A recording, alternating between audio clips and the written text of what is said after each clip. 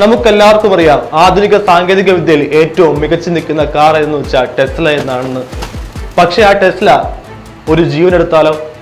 അങ്ങനെ സംഭവമാണ് അമേരിക്കയിൽ ഉണ്ടായിരിക്കുന്നത്.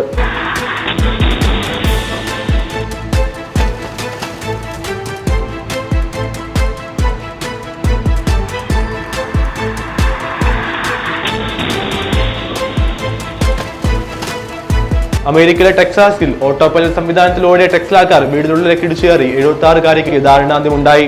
സ്വന്തം വീടിനുള്ളിൽ നിൽക്കുകയായിരുന്ന മാർത്ത അവില എന്ന വയോധികയാണ് മരിച്ചത്.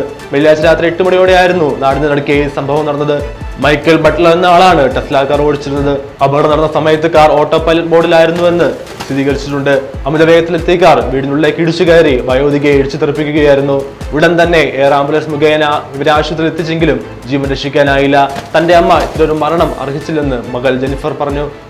അപകടത്തിന്റെ CCTV ദൃശ്യങ്ങൾ സമൂഹ മാധ്യമങ്ങളിൽ പങ്കുവെച്ചുകൊണ്ടായിരുന്നു മകളുടെ വൈകാരികമായ പ്രതികരണം. യാതൊരു ആരോഗ്യ പ്രശ്നങ്ങളും ഇല്ലാതിരുന്ന തന്റെ അമ്മ കുറെ ആളുകൾ കൂടി ജീവിച്ചിരിക്കേണ്ടതായിരുന്നുവെന്ന് അവൾ കൂട്ടിച്ചേർത്തു. അതേസമയം വാഹനം ഓടിച്ചയാൾ മദ്യപിച്ചിട്ടില്ലായിരുന്നുവെന്നും ഇദ്ദേഹം അന്വേഷണത്തിൽ പൂർണ്ണമായി സഹകരിക്കുമെന്നും പോലീസ് അറിയിച്ചു.